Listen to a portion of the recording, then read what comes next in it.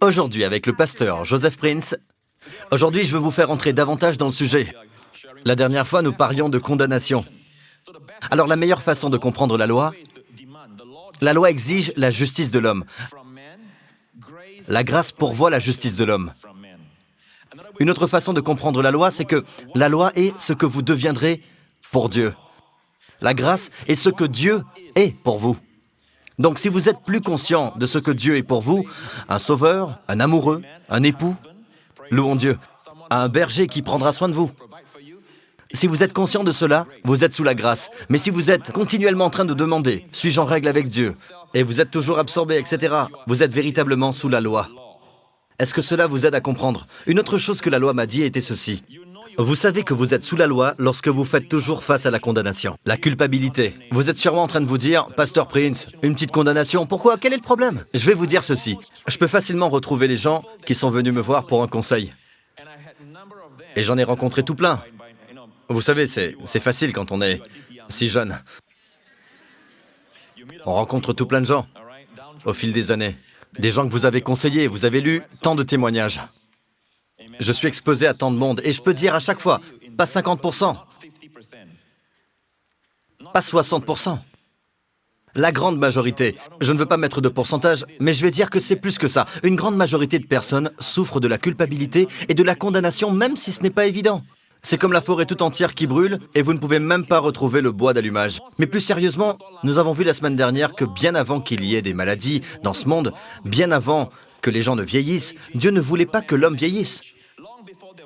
Bien avant qu'il y ait le stress, bien avant qu'il y ait la dépression, bien avant qu'il y ait la mort. Dieu n'a jamais voulu ces choses. Toutes ces choses sont les ennemis de Dieu. Si seulement le monde entier pouvait comprendre, Dieu est ces choses. Jésus a vaincu la mort et est ressuscité des morts bien avant que ces choses n'existent. Vous revenez en arrière, vous regardez l'homme. Quel est le problème? Il était stressé. Il avait peur. Pourquoi? Pourquoi avait-il peur? Dieu n'a-t-il pas tout pourvu dans le jardin? Non, il a péché contre Dieu. Il a fait quelque chose que Dieu lui a dit de ne pas faire. Et devinez quoi? Qu'a-t-il fait? Il s'est caché. Quel est ce sentiment? La culpabilité. Se croire juste. Se dissimuler. Se cacher de celui qui vous aime, qui sait d'ailleurs toutes choses, qui vous aime toujours. Lorsqu'il demande « Où es-tu ?», ce n'est pas parce qu'il ne peut pas vous trouver, il veut que vous sachiez, d'accord? Où êtes-vous maintenant? Où êtes-vous? Savez-vous où vous êtes? C'est la première question de l'Ancien Testament. La première question dans le Nouveau Testament est « Où est-il » C'est cela la réponse. Si vous trouvez Jésus, vous trouvez toute chose. Le fait est qu'il se cachait derrière les arbres. Donc, bien avant qu'il n'y ait la mort, bien avant qu'il n'y ait toutes ces malédictions dans sa vie, l'homme se sentait coupable et condamné. Qu'est-ce que cela a produit? Le stress. C'est à la sueur de ton visage que tu mangeras du pain. Qu'est-ce que cela a produit? La peur. J'ai eu peur. J'ai entendu ta voix et j'ai eu peur. C'est la première fois que la peur se manifeste. Une mauvaise peur. Lorsque vous avez une fausse idée de Dieu, vous avez une fausse idée de toute chose dans votre vie. Lorsque vous avez à voyager, vous commencez à penser que Dieu ne vous protégera pas. Dieu n'est pas de mon côté parce que j'ai fait des choses que je ne devais pas faire. Et vous n'avez pas confiance en Dieu. Cette foi solide en Dieu. Regardez donc cette image à nouveau. C'est une image que Dieu m'a donnée il y a des années de cela. Et je l'ai reçue dans une vision et j'ai demandé à un artiste de produire ce tableau. Mais ce que vous avez dans votre vie, c'est tout ça. C'est peut-être autre chose également. Des feuilles chétives nous montrent qu'elles flétrissent. Ça peut être une dépression, un souci financier, une maladie, un mariage brisé, peu importe ce que c'est. Nous pouvons le retracer. Et les psychiatres vous diront que beaucoup de ces choses sont seulement le fruit, le résultat, les conséquences. Mais quelle est la racine profonde? Les psychiatres vous diront que c'est le stress. De nombreux mariages sont brisés à cause du stress. Le stress par rapport à l'argent et le stress au sujet des enfants, concernant l'éducation, concernant l'examen de fin d'études primaires. Le stress. D'accord? Beaucoup de psychiatres blâment le stress et ne vont pas plus loin, d'accord? Mais il y en a quelques-uns qui vont au fond des choses et vous disent ce qui produit le stress. Le stress n'arrive pas sans raison, il y a une peur. Ils éprouvent de la peur pour certaines choses. Ils ne le partagent même pas avec la personne qu'ils ont épousée et ils sont supposés être intimes. Ils ne partagent même pas leur peur. Certains n'en sont même pas conscients. D'accord? Donc la peur est la racine profonde. La peur cause le stress. Le stress cause toutes ces mauvaises conséquences dans votre vie. Mais seule la Bible vous dit ce qui produit la peur. Et la Bible appelle cela la condamnation. Quand l'homme sait qu'il est condamné, à tort ou à raison, si un homme ressent une condamnation, il est d'emblée dans un état de peur. Parce que vous n'avez pas d'assurance que Dieu est avec vous. 1 Jean chapitre 2 verset 12, s'il vous plaît. « Je vous écris, petits enfants, parce que vos péchés vous sont pardonnés à cause de son nom. » Donc, petits enfants se réfère à teknion. C'est un mot général qui désigne tous les enfants de Dieu. Il dit que vos péchés vous sont pardonnés à cause de son nom. C'est le chapitre 2 de 1 Jean. 1 Jean chapitre 1, le chapitre précédent, le verset 9. « Si nous confessons nos péchés, Dieu est fidèle et juste pour nous les pardonner et pour nous purifier de toute iniquité. » Donc il y a une condition. Vous devez confesser pour que Dieu vous pardonne. Si cela a été écrit pour les croyants, vous devez donc confesser. On ne plaisante pas avec ça. Et la chose amusante est que si 1 Jean chapitre 1 verset 9 dit que vous devez confesser pour être pardonné, ici au chapitre 2, le chapitre suivant, il est dit que vous êtes pardonné de vos péchés. C'est paradoxal. Je dois vous avouer que j'ai tout un enseignement là-dessus, que 1 Jean 1,9 n'a pas été écrit pour les croyants. Ce chapitre a été écrit pour les gnostiques, plus probablement les gnostiques juifs, pour qu'ils aient une koinonia, une communion avec nous. D'accord? Donc, nous n'allons pas rentrer dans ce sujet, mais sachez que le chapitre 2 réfute tout cela. Ils ont une autre réponse. Ils disent que, oh, en passant le mot pardonner, ici vous pouvez apprendre le grec. Dites passé composé. Voici la définition du passé composé. Passé composé, action achevée avec des résultats actuels et continus.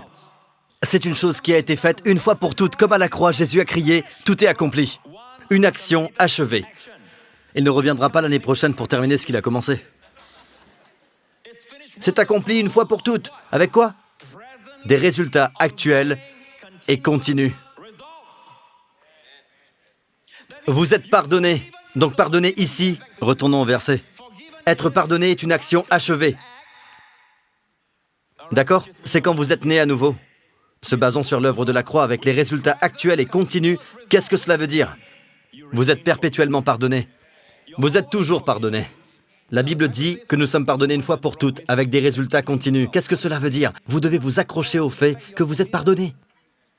Je vais vous montrer un mot ici, et je crois que nous avons le temps seulement pour cela, et je souhaite qu'on puisse continuer. Mais voyons cela au chapitre 5 de Romains. Étant donc justifiés par la foi. Sommes-nous tous justifiés par la foi? Pas par vos compétences, ni par vos œuvres, mais par la foi en ce que Christ a fait. L'êtes-vous? Étant donc justifiés par la foi, nous avons quoi? La paix avec Dieu par notre Seigneur Jésus-Christ. De nombreuses fois, nous disons, vous savez, nous avons la paix avec Dieu, vous savez. Mais en réalité, les mots « nous avons », apprenez un autre mot grec, d'accord? Regardez ici, l'indicatif présent. Savez-vous ce qu'est l'indicatif présent en grec? Le présent. C'est le présent continuellement. Et le présent signifie continuellement. Mais il y a un présent à la forme active. Et en grec, il y a une voix. Une voix active ou passive, n'est-ce pas? Active, c'est le garçon. Le garçon lance le ballon. Passive, c'est le garçon est frappé par le ballon. Vous savez cela. Voyez cela. Nous avons la paix. Beaucoup pensent que nous avons la paix d'une façon passive, vous savez. Nous sommes justifiés par la foi, nous avons tous la paix avec Dieu. Pourtant, peu de personnes la possèdent. Laissez-moi vous dire donc ceci. Il y a un mot. C'est un mot puissant en grec. C'est le mot « écho » en grec. Et « écho » veut dire, écoutez, « écho » veut dire tenir dans la main, avoir, posséder, jouir. Donc quand il dit « nous avons la paix », ce n'est pas une forme passive. Vous savez, nous avons la paix avec Dieu car nous sommes justifiés par la loi. Nous avons la paix avec Dieu. Non, non, c'est s'y accrocher, en jouir. Et devinez quoi? Retournons à Romains. Nous avons le présent à la forme active, non passive. Accrochez-vous à elle. En d'autres mots, cela veut dire lorsque vous échouez, merci Père, je suis pardonné. Merci Père que j'ai la paix avec toi. Merci mon Dieu que tu ne m'imputes point ces offenses. Quand le diable vient et vous dit que vous serez malade, je rendrai un de tes enfants malade, car cette semaine tu as fait ceci, tu as fait cela. tenez ferme à ce que dit ce verset. Non, j'ai la paix avec Dieu. Dieu est de mon côté. Dieu est du côté de mon enfant. Mon enfant et ma famille ne souffriront pas pour mes péchés qui ont été pardonnés. Vous devez le posséder. Vous devez l'affirmer. Vous devez le dire. Vous ne devez pas le dire pour être pardonné. Vous le dites car vous l'êtes déjà. Donc, possédons nos possessions. C'est crucial. Pourquoi? Parce qu'une femme est venue à Jésus. Et Jésus fut invité par un pharisien qui n'avait en réalité pas honoré le Seigneur. Il voulait seulement frimer ou quelle que soit la raison pour laquelle il a invité le Seigneur à dîner chez lui. Le Seigneur y est allé. À cette époque, ils étaient à table, couchés. Il y avait comme un genre de coussin, c'est ainsi que les Juifs mangeaient. Ils se mettaient sur un bras. Donc, les pieds étaient en dehors. Une femme, probablement une prostituée, la Bible l'appelle une pécheresse. Elle arriva avec un vase d'albâtre plein de parfums et elle savait que le Seigneur était là. Puis, elle répandit le parfum, d'accord? Premièrement, elle pleurait. Derrière le Seigneur, il était couché à table, n'oubliez pas, et elle pleurait à ses pieds. La Bible dit qu'elle ne cessait d'essuyer ses pieds, de sécher ses larmes avec ses cheveux. Puis elle continuait à embrasser ses pieds. En grec, l'imparfait répétitif continuait à embrasser ses pieds. Puis elle versa le parfum. Le pharisien était témoin de cette scène. Et en lui-même, il se dit, si cet homme était prophète, il aurait su de quel genre de femme il s'agissait. Jésus dit à Simon, le pharisien, « J'ai quelque chose à te demander. »« Oui, maître, parle. » Un créancier avait 2 débiteurs. L'un devait 500 deniers et l'autre 50. Comme ils n'avaient pas de quoi payer, il leur remit à tous 2 leurs dettes. D'accord? Est-ce que vous m'écoutez? Dites-moi, montrez ce verset. Dites-moi, le Seigneur dit, qui d'entre les 2 l'aimera le plus, celui qui lui devait 500 deniers ou celui qui lui en devait 50? 500. Savez-vous qui a répondu? Simon le pharisien. Il a répondu car il parle ce langage. Le Seigneur choisit le langage que les gens comprennent. Il parle d'argent aux gens qui comprennent l'argent. S'il parlait de péché, ça aurait été autre chose. Simon dit, celui, je pense, auquel il a le plus remis. Celui auquel il a le plus remis. C'est bien ça. Puis Jésus lui dit, tu as bien jugé. Donc, celui qui l'aimera le plus, la question est qui l'aimera le plus? L'aimera le plus. Tous ceux qui regardent s'intéressent à la sainteté. La vraie sainteté, c'est de l'aimer de plus en plus. Je vous demande, qui est celui qui l'aimera le plus? Celui à qui l'on a enseigné que ses péchés passés ont été pardonnés, jusqu'au point de la conversion, ou celui qui sait que toute sa vie de péché a été pardonnée? Qui l'aimera le plus? Le pharisien répondit, celui, je pense, auquel il a le plus remis. Le Seigneur dit, tu as bien jugé. En d'autres mots, juger seulement que vos péchés passés sont pardonnés, c'est mal jugé. Juger correctement, c'est croire que nous sommes pardonnés à jamais grâce à ce que notre Seigneur a fait. Je terminerai avec ceci. Le Seigneur dit à Simon, « Je suis entré dans ta maison. Tu ne m'as pas accueilli. Tu ne m'as pas embrassé. Pas d'eau pour mes pieds. Alors que cette femme n'a pas cessé de pleurer sur mes pieds et de les essuyer avec ses cheveux. Elle n'a pas cessé de me baiser les pieds. Et tu n'as pas versé d'huile sur ma tête. Elle a versé du parfum sur mes pieds. » Et le Seigneur dit, écoutez ceci, c'est pourquoi je le dis, ses nombreux péchés ont été pardonnés, car elle a beaucoup aimé. Mais celui à qui on pardonne peu, aime peu. Les mots « elle a beaucoup aimé », ne pensez pas qu'elle est pardonnée car elle a beaucoup aimé. Non. C'est parce que je peux voir à quel point elle m'aime que ses nombreux péchés sont pardonnés. Hoti signifie « parce qu'elle a autant aimé », car elle sait qu'elle est pardonnée. C'est cela le résultat. Elle aime beaucoup, mais celui à qui on pardonne peu, aime peu. Vous me suivez toujours? Est-ce que vous comprenez? J'ai une question pour vous. Beaucoup de personnes ont lu cette histoire et commenceront à penser « Oui, le Seigneur lui a pardonné, car plus tard, il lui a dit « Tes péchés sont pardonnés, n'est-ce pas ?» Donc voici ma question pour vous. Cette femme a-t-elle eu une autre rencontre avec le Seigneur où il lui a pardonné? Est-elle venue dans la maison sachant qu'elle était pardonnée? Ou alors elle a fait tout cela, car ne sachant pas qu'elle était pardonnée, elle a fait tout cela dans le but d'être pardonnée. Mais la Bible ne nous dit pas cela, car la Bible dit qu'elle est pardonnée, ou alors cette illustration ne veut rien dire, mais celui à qui on pardonne peu aime peu.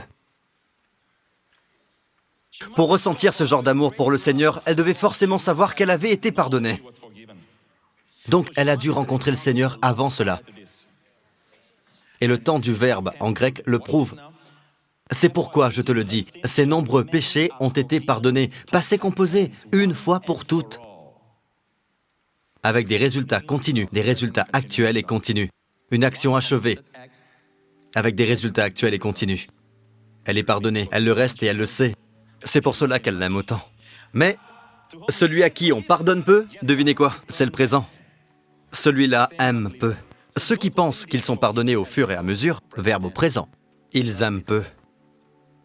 Que ceci soit une leçon profonde pour chacun de nous. C'est très important que nous comprenions cela. Si vous pensez que vous êtes pardonné au fur et à mesure, pas étonnant que vous aimez peu le Seigneur. Oh, vous pouvez invoquer le nom du Seigneur Jésus et le mentionner en public, et vous comporter comme un saint, comme si vous l'aimez, etc. Mais au plus profond de votre cœur, aimez-vous le Seigneur passionnément? Non, seuls ceux qui savent que leurs nombreux péchés ont été pardonnés. Vous avez mal jugé, c'est cela le problème. Puis il dit à la femme, « Mais Pasteur Prince, comment expliquez-vous ceci ?» Il dit à la femme, « Tes péchés sont pardonnés. » Donc, de cette façon, beaucoup pensent, « Voilà, il lui a pardonné. » Non. Pourquoi? Pardonner, c'est le passé composé à nouveau. Ce qui veut dire, il lui rappelle à nouveau qu'elle est pardonnée. En d'autres mots, dois-je vous rappeler, est-ce que je prêche une fois un message, que vous êtes pardonné, et puis je ne prêche plus là-dessus? Voyez ce que je fais maintenant. Je vous rappelle à nouveau que vos péchés ont été pardonnés une fois pour toutes. C'est ce que je fais. Je le fais maintenant, n'est-ce pas? Je vous rappelle que vos péchés sont pardonnés. Donc le Seigneur aime vous rappeler que vos péchés sont pardonnés. Ça ne veut pas dire qu'il ne vous avait pas déjà pardonné. Ah ah! Beaucoup de personnes pensent ainsi. Non, non, la femme est venue. Elle ne fit pas tout cela pour être pardonnée. Ce serait alors des œuvres mortes. Elle l'a fait car son cœur était rempli d'amour et de reconnaissance pour ce que le Seigneur a fait pour elle. Quelque part, nous ne savons pas où. Le Seigneur l'a rencontrée et lui a pardonné et elle était époustouflée. Elle veut faire quelque chose en retour. Elle veut faire quelque chose pour lui. Elle l'a trouvé dans la maison du pharisien. Et après qu'elle ait fait tout cela, le Seigneur en tire une leçon. Et le Seigneur se tourna vers elle et lui rappela à nouveau que ses péchés ont été pardonnés une fois pour toutes. Je vous le dis, beaucoup de gens, ils pensent que le Seigneur pardonne au fur et à mesure. Vous confessez, il pardonne. Vous ne confessez pas, il ne pardonne pas. Puis vous confessez, vous savez. Et tout péché non confessé dans le cœur de l'homme l'amène à s'attendre à ce que de mauvaises choses lui arrivent.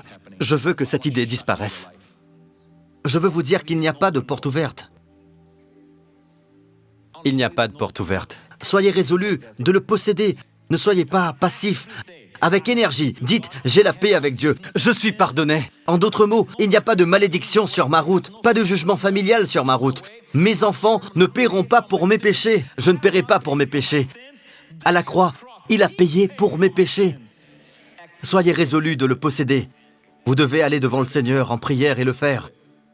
Donc Jésus lui rappela « Tes péchés sont pardonnés. » Et les deux versets sont très intéressants. Ceux qui étaient à table avec lui commencèrent à se dire « Qui est celui-ci qui pardonne même les péchés ?» Ils sont comme la majorité des chrétiens. Ils pensaient que le Seigneur lui pardonnait à ce moment-là, car le mot pardon est au présent. En d'autres mots, ils sont comme la plupart des chrétiens aujourd'hui. Il est en train de lui pardonner. Qui est celui-ci qui pardonne les péchés? Mais en réalité, il n'a pas dit qu'il est en train de pardonner. Il lui dit qu'elle est pardonnée, une fois pour toutes, dans le passé, avec des résultats actuels. Jésus dit à la femme, « Ta foi t'a sauvée, va en paix. » Sauvée au passé composé, une fois pour toutes. Vous êtes sauvée. Il rappela la femme à nouveau. « Femme, en d'autres mots, rappelle-toi que tu es pardonnée. Rappelle-toi que tu es sauvée, une fois pour toutes. » car c'est au passé composé. Et une fois pour toutes, je termine avec ceci. Le passé composé, c'est quoi? Montrez-leur le passé composé. Une action achevée avec des résultats actuels. Il dit donc à la femme, ta foi t'a sauvé. Passé composé. Tu n'es pas sauvé aujourd'hui pour être perdu demain. Tu es sauvé avec des résultats actuels et continus. En d'autres mots, tu demeures sauvé. Va en paix. En passant, ce n'est pas va en paix, c'est va haïs, c'est va dans la paix. En te rappelant, jouissons de cette paix. Soyons résolus de la posséder. Quand vous vous dites que vous souffrez à cause de ce que vous avez fait dans le passé, dites non. Ce n'est pas à cause de cela. Non, Dieu est pour moi. Cela ne vient pas de Dieu. Je le rejette au nom de Jésus. Je le rejette dans le nom de Jésus. J'en ai fini. J'ai fini de prêcher. Avez-vous été bénis? Est-ce que cela vous pousse à l'aimer plus? Amen. Et vivez une vie qui honore et glorifie son nom. Oui, bien sûr. Cela a le même effet sur moi. Ça fait de moi un pasteur. Et c'est ce que cela fera pour vous. Nous avons une bonne nouvelle. Courbez la tête, fermez les yeux, partout dans cette salle.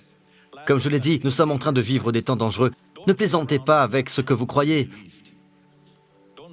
Ne gaspillez pas ce que vous croyez. Vous devez croire de manière correcte. Vous devez juger correctement et penser selon la Bible. Et avoir des pensées conformes au Seigneur Jésus-Christ. Ne pensez pas seulement la théologie de l'homme, les idées des hommes et des grands mots, comme judiciaire et parental, au lieu de seulement dire aux gens, aux honnêtes gens sur le chemin, des pêcheurs, hommes d'affaires, fermiers, commerçants, enseignants.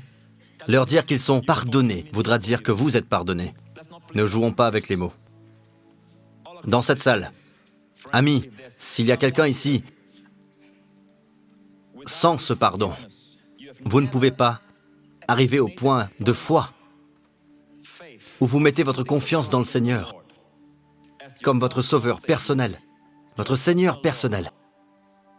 Où que vous soyez, je veux prier pour vous. Dites cela de tout votre cœur. Dites Père qui est aux cieux. Dites cela de tout votre cœur. Dites Père qui est aux cieux. Je crois que le Seigneur Jésus-Christ est mort pour mes péchés sur la croix.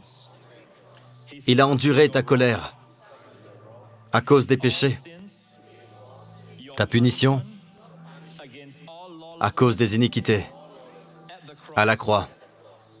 Mais c'était mes péchés, c'était mes iniquités qu'il a enduré sur la croix.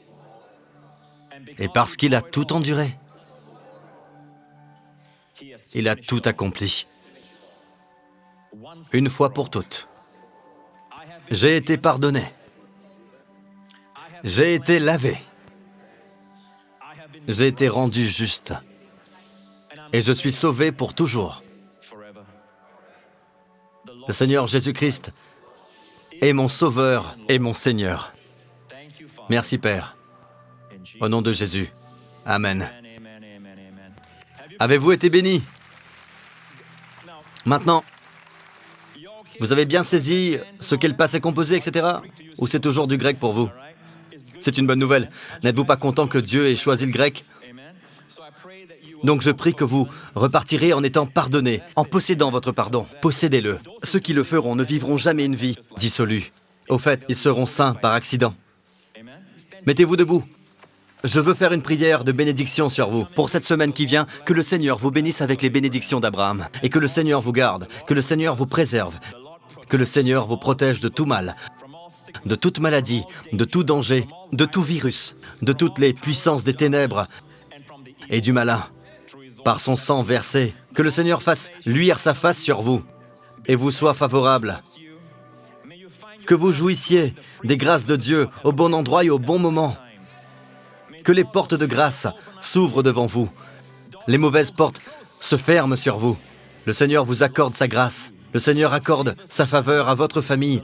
Le Seigneur tourne sa face vers vous et vous accorde ainsi qu'à vos bien-aimés son shalom, sa paix, la santé et la plénitude.